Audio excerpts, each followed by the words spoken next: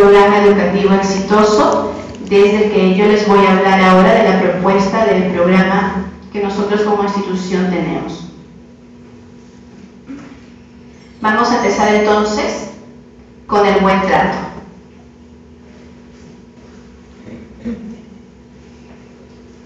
El buen trato está referido, como su misma palabra lo indica, al tratar bien a las personas, tratar bien a nuestros estudiantes, a nuestros alumnos en este caso, es tratarlos como nos gustaría que a nosotros mismos nos trataran, ¿no?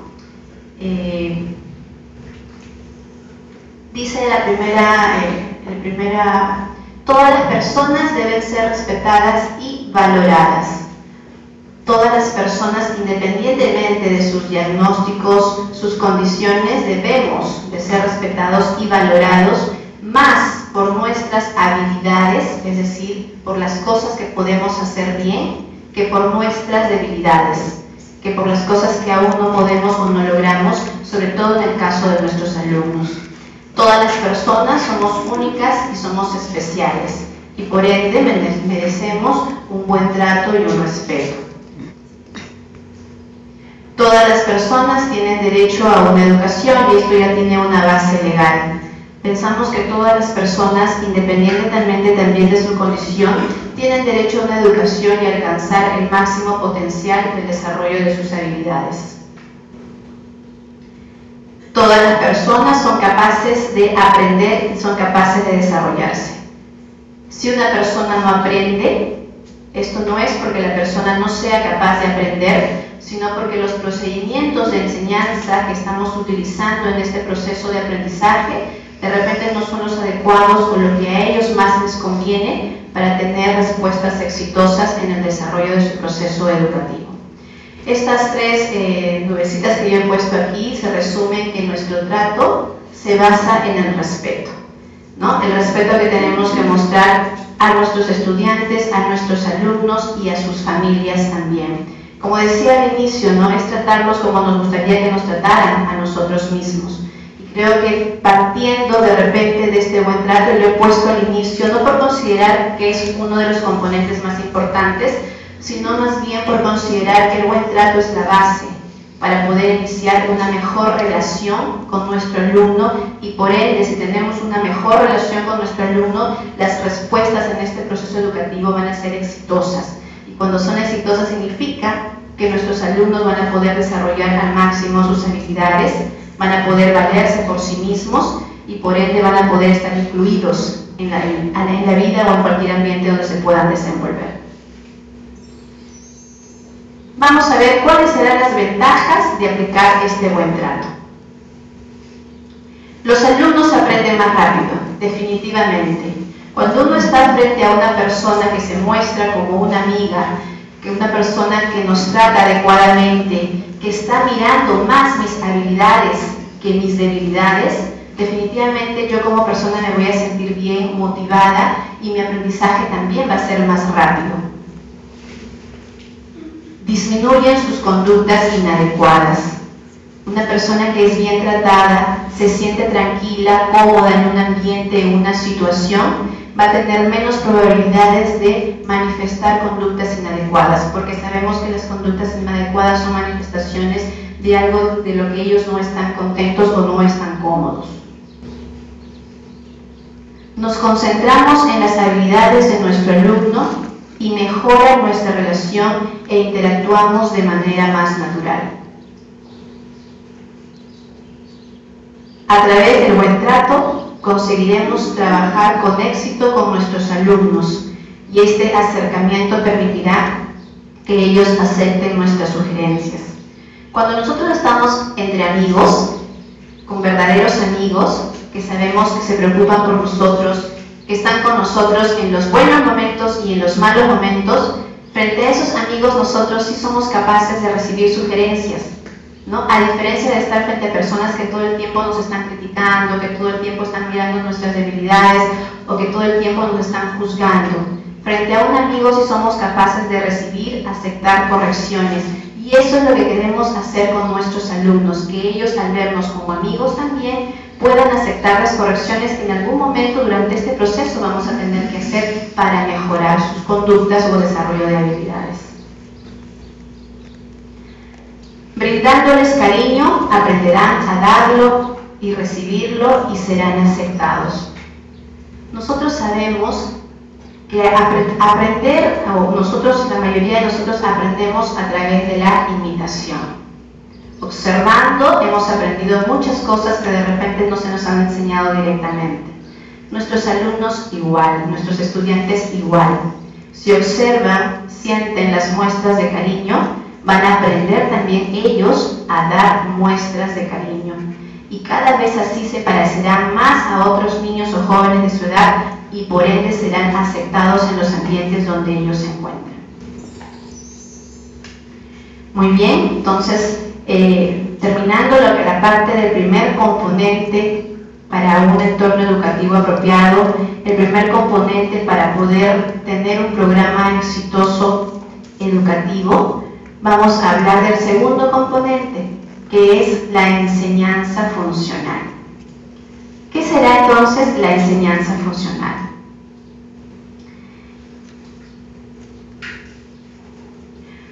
La enseñanza funcional, como su nombre lo dice, yo quisiera hacer primero un recordatorio y nosotros pensar en aquella época escolar, cuando muchos de nosotros hemos estado en las aulas también, donde hemos recibido mucha información, que de repente ahora, si yo preguntara por alguna de ellas, no lo vamos a recordar, ¿no? Hemos aprendido muchas cosas que de la práctica no las hemos vuelto a tocar y por lo mismo lo hemos olvidado.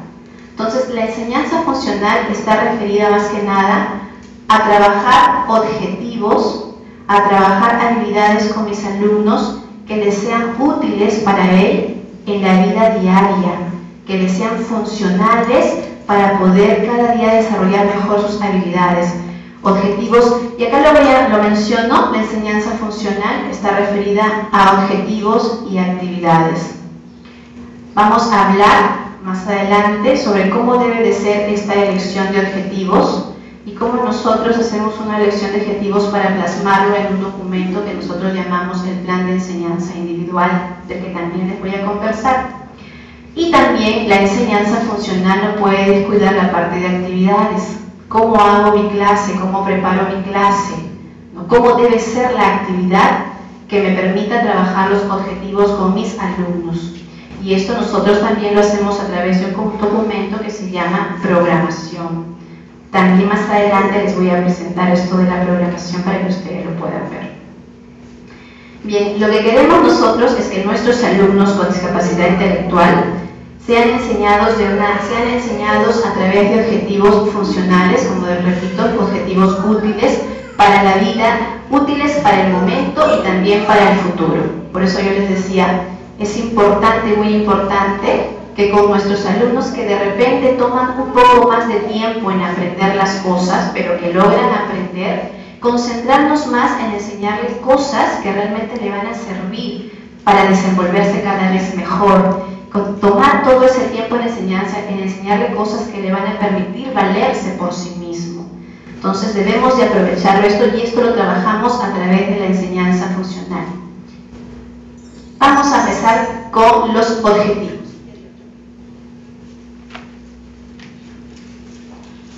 Elección de objetivos funcionales para nuestro alumno. ¿Cómo hago yo esta elección de objetivos funcionales para nuestro alumno?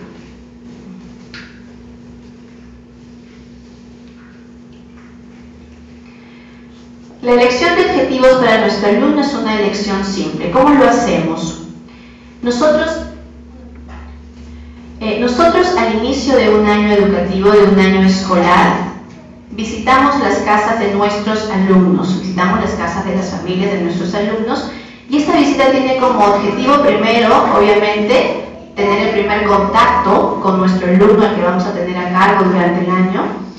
Y otro de los objetivos es conocer y saber qué cosas ya el alumno sabe, qué cosas ya aprendió y qué cosas aún le faltan aprender, qué cosas todavía no ha logrado aprender. Obviamente esta información la voy a obtener a través de la observación y y también a través de la observación y de información que nos brinda la familia, porque la familia muchas veces es la más dispuesta a decirnos qué cosas necesita su hijo aprender, qué cosas necesita su hijo mejorar, tanto en habilidades como en conducta.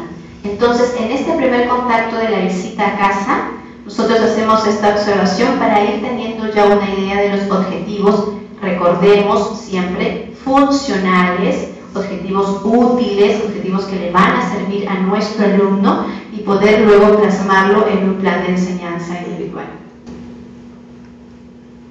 Cuando hago una elección de objetivos, repito, debemos concentrarnos en pensar en aquello que el alumno necesite aprender.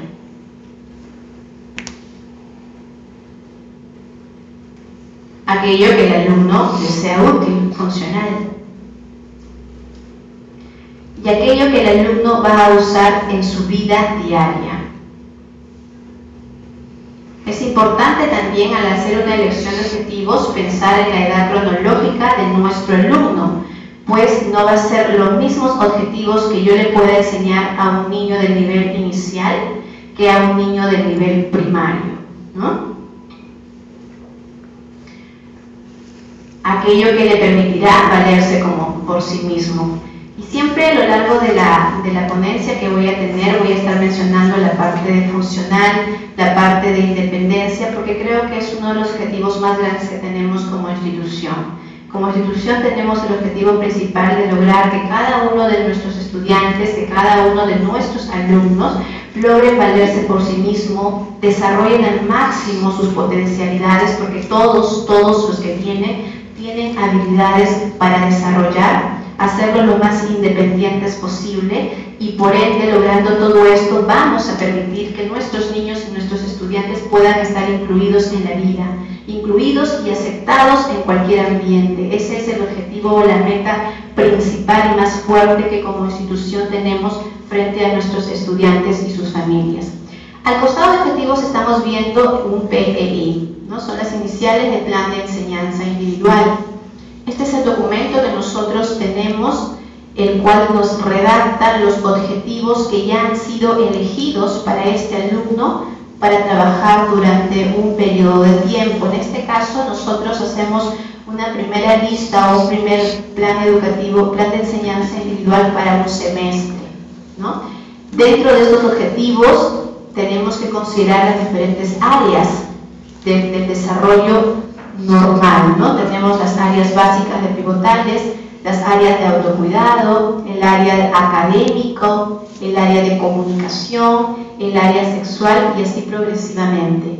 Vamos en base a esas áreas eligiendo los objetivos que sean prioritarios para nuestro alumno y que este plan de enseñanza es producto de un trabajo, como le mencionaba anteriormente, una visita inicial, observaciones, evaluación que hacemos nosotros los colaboradores para con nuestros alumnos y el resultado final es este plan de enseñanza individual que va a ser una guía para nosotros para poder ir trabajando los objetivos propuestos a través de los periodos. Este plan de enseñanza individual es revisado por los padres de familia en una reunión especial para que ellos, como parte del equipo de trabajo, también nos apoyen en el logro o desarrollo de los objetivos propuestos para este alumno. Bien, cuando hablamos de enseñanza funcional, veíamos que había dos criterios, la parte de objetivos y el otro era las actividades. Las actividades son un medio o un pretexto que permite la enseñanza de objetivos funcionales para nuestros alumnos. ¿Qué quiere decir esto? Quiere decir que yo voy a diseñar, voy a organizar, voy a crear una actividad con el fin de que esta actividad que yo creo, que yo organizo, me sirva para poder trabajar los objetivos que tengo planificados en el plan de enseñanza individual. Estas actividades deben de ser actividades motivantes, deben de ser actividades divertidas, pero también teniendo mucho cuidado de no exagerar, porque muchas veces tenemos una actividad linda con material vistoso, colorido, y al momento de trabajar el objetivo, que es lo más importante, el alumno se distrajo mirando el material, o escuchando la música, o mirando los colores, y no está dispuesto con toda la atención necesaria para poder responder frente al objetivo. Entonces tenemos también que cuando hablamos de actividades, vamos a decir que deben de ser agradables, deben de ser actividades agradables. Y creo que un termómetro para nosotros mismos en el momento de estar en las aulas es si yo me siento bien como profesor dentro de mi aula, si siento que esta actividad es bonita, si yo lo siento así, definitivamente mi alumno también lo va a sentir así. Pero si yo siento que estoy en una actividad un poco aburrida, que no me motiva a mí como profesor, definitivamente también mi alumno no va a estar motivado ni interesado en esta actividad. Y yo creo que por ahí podemos comenzar. No se podría ser el primer termómetro para determinar cuánta pegada va a tener mi actividad o cómo me estoy sintiendo yo dentro de ella. Deben ser agradables, deben ser actividades apropiadas a la edad de los alumnos, como lo mencionaba anteriormente. A la hora de elegir objetivos, tenemos que elegir objetivos de acuerdo a la edad. A la hora de planificar, a la hora de organizar actividades, también tenemos que tener en cuenta el criterio de la edad de nuestros alumnos. No puede ser una misma actividad para los niños de inicial ni el mismo material que con los niños o los jóvenes de otras edades. Eso también es importante de cuidar y de siempre estar atentos.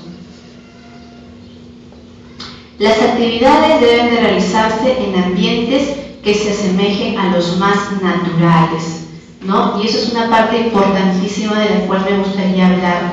Nosotros trabajamos las actividades dentro de la institución haciendo nuestras planificaciones y los lugares que usamos son los lugares comunes o los lugares que normalmente se debe practicar la enseñanza del objetivo. Por ejemplo, si yo voy a trabajar con mi alumno vestido, que es del área de autocuidado, es un alumno que está aprendiendo de repente a sacarse el polo.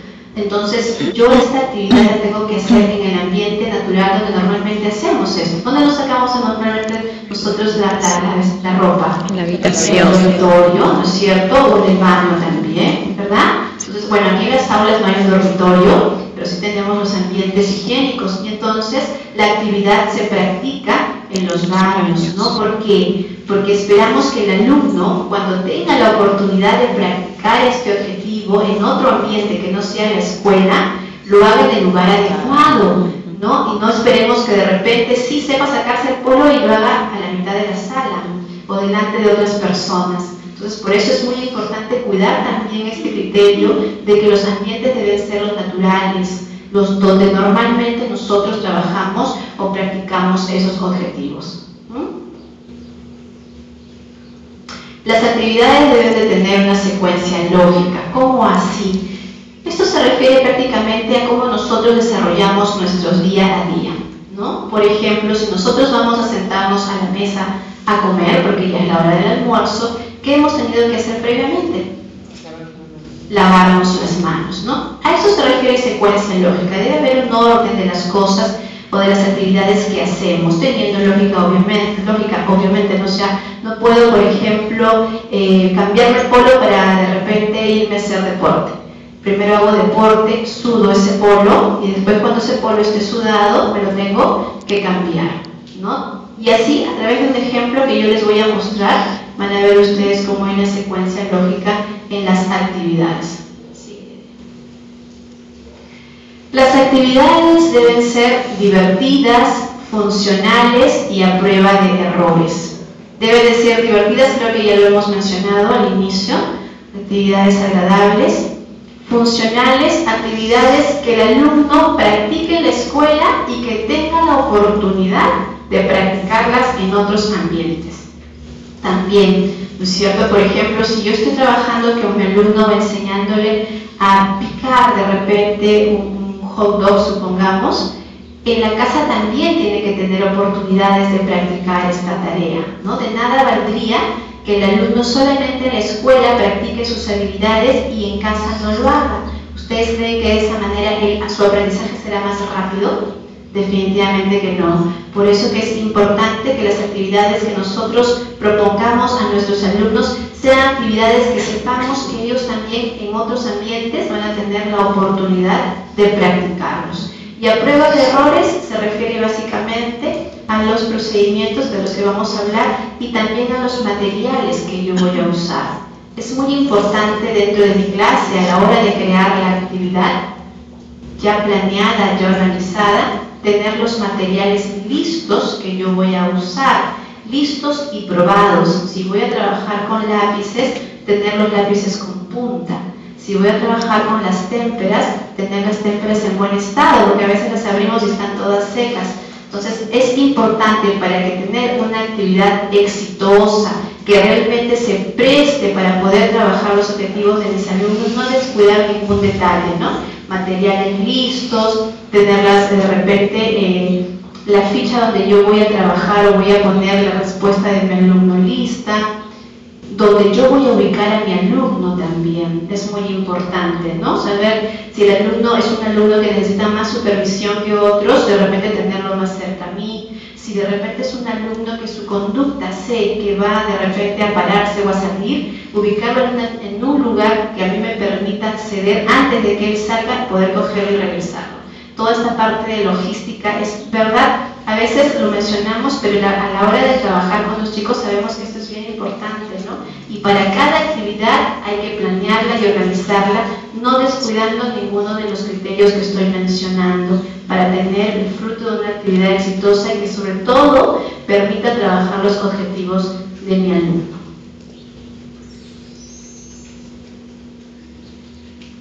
Lo que les voy a mostrar a continuación es la programación de actividades. Este es el documento del cual yo les hablaba. Su nombre es programación de enseñanza, programación de actividades. Nosotros programamos día a día exactamente lo que vamos a trabajar con nuestros alumnos.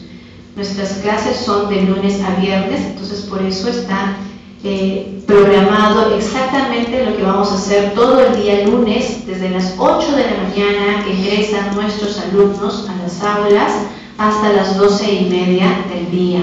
Y así consecutivamente con el día martes, el día miércoles, jueves y viernes. Como ustedes verán, todo lo que está en amarillo son las actividades creadas, programadas, planificadas para trabajar con los alumnos. No logro leer muy bien yo para poder darles un ejemplo. Bien. Por ejemplo, voy a acercar un poquito más. Tenemos, por ejemplo, un día viernes, los chicos ingresan a las 8 de la mañana y lo primero que hacen es una asistencia, ¿no? Ellos firman su asistencia en sus cuadernitos y dentro de esta actividad, porque recuerden que la actividad es el pretexto, dentro de esta actividad los objetivos que voy a trabajar con ellos pueden ser objetivos de escritura. Algunos escriben nombre, otros escribirán edad, pero la actividad se presta para trabajar el objetivo que es lo más importante, lo que yo quiero ir con mi alumno. Después de la asistencia, en este día van a hablar de los vegetales. De repente dentro de esa actividad, que es un tema propiamente dicho, los objetivos a trabajar son de comunicación. De repente el alumno aprovecharemos para que responda preguntas, ¿qué es esto? ¿Dónde estamos? ¿Qué estás haciendo? Luego de eso, de repente, pasamos a otra actividad.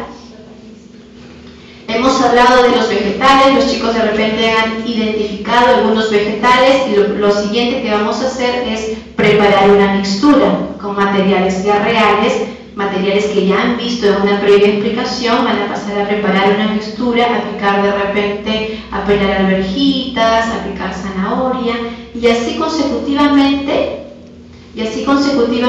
nuestras actividades sin perder la secuencia lógica, sin perder el orden y la naturalidad se van a ir dando desde el comienzo hasta el fin del día. El programar las actividades día a día nos permite tener un trabajo más organizado, nos permite no descuidar ninguno de los objetivos que yo me he propuesto trabajar con mi alumno. Y obviamente cuando tengo todas las variables casi controladas, porque tampoco somos perfectos, las variables al máximo controladas, va a haber muchas probabilidades de que este proceso o este aprendizaje para mi alumno sea productivo, sea exitoso para él, y así día a día. Es por eso que nosotros manejamos esta programación de actividades por semana, como ustedes van viendo, esto se los estoy presentando. Bien. El otro componente del que hablábamos al inicio para obtener un programa educativo exitoso está referido a los procedimientos de enseñanza, ¿no? Los procedimientos de enseñanza son exactamente cómo yo voy a enseñarle a mi alumno que tiene una discapacidad intelectual, cómo voy a lograr que a través de estos procedimientos de enseñanza mi alumno tenga respuestas correctas. Y al tener respuestas correctas, obviamente su autoestima va a ser más alta y sus niveles de frustración menores, que es una de las ventajas que nosotros tenemos al usar procedimientos de enseñanza. En nuestra institución nosotros manejamos dos procedimientos de enseñanza. Uno de ellos va dirigido a todo lo que son las tareas simples de escritura, matemática, que nosotros las llamamos discretas, y otra de ellas que va referido a lo que son las tareas más gruesas o encadenadas, que son por ejemplo tareas de lavarse, tareas de cambiarse y así, ¿no? Estos procedimientos de enseñanza son naturales y son positivos, son sencillos en realidad de aplicar.